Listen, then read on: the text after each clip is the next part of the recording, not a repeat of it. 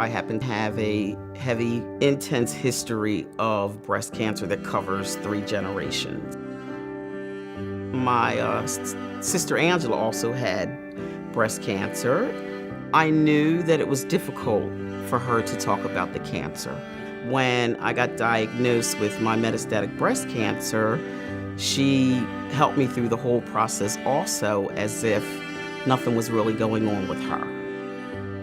I was diagnosed at 45 with invasive ductal carcinoma.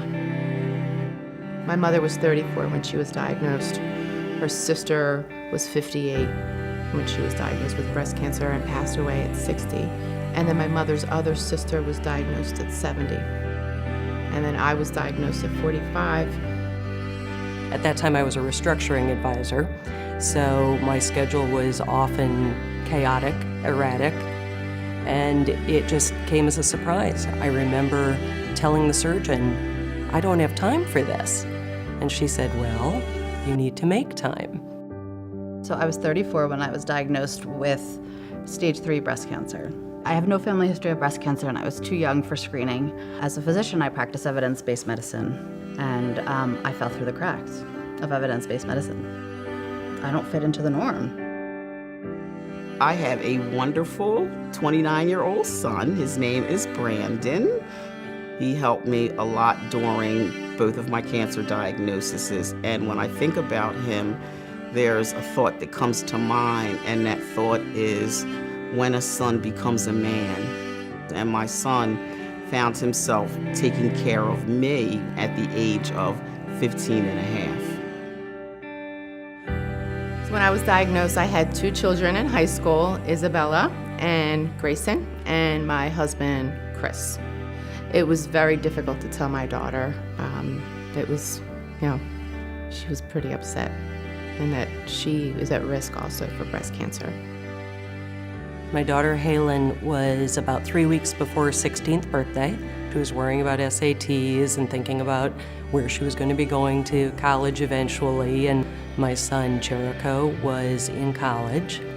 Hale didn't really think about the impact on her, and we realized that there is a pretty significant history of breast cancer on my father's side of the family. And I think that's what registered for Hale, that I don't have the gene, she probably doesn't have to worry about it, but she also knows she's going to need to be vigilant for the rest of her life.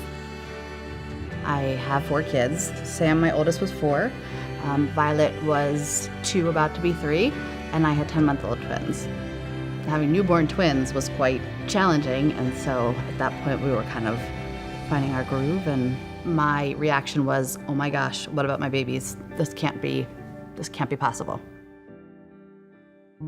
I was attracted to LBBC because the message that I took away from it was one of hope.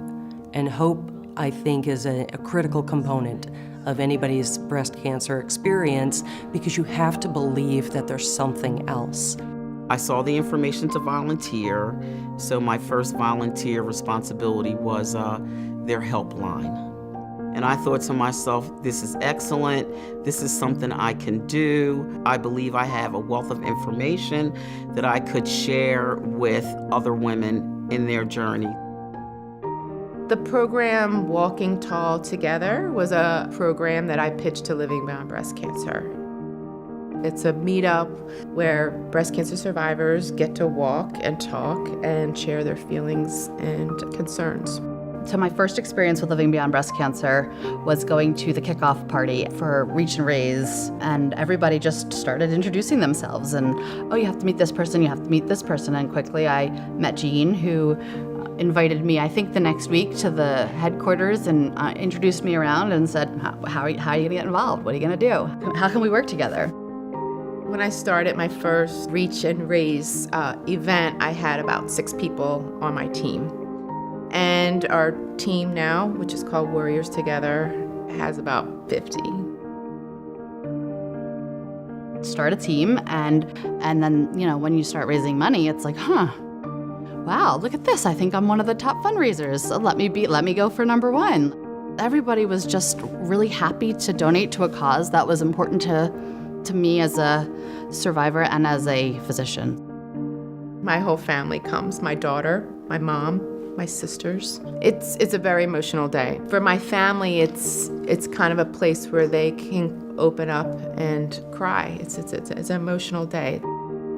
Of course, I was online looking at their website and I saw this wonderful program called Hear My Voice.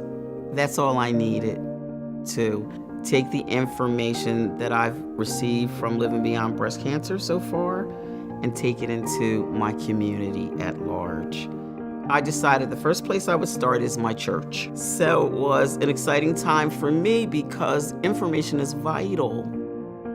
I joined the board in January of 2016 and immediately got involved in the development committee. I got involved with the finance committee.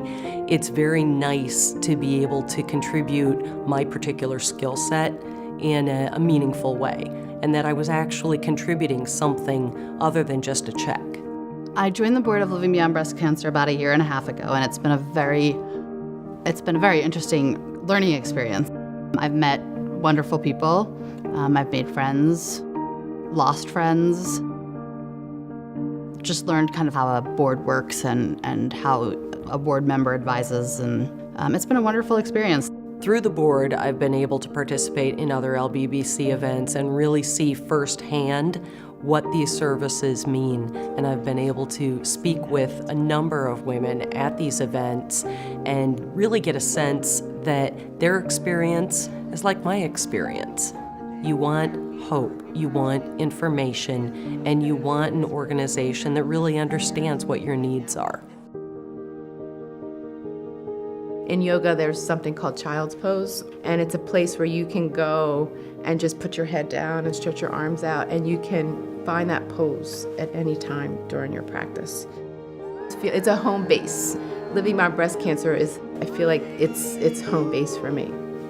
That's my child's pose. In my mom's generation, women never said anything. Everything just was a secret. And my baby sister got diagnosed with breast cancer. She says, "Felicia, why didn't someone tell me about breast cancer? Why didn't someone tell me about our history?"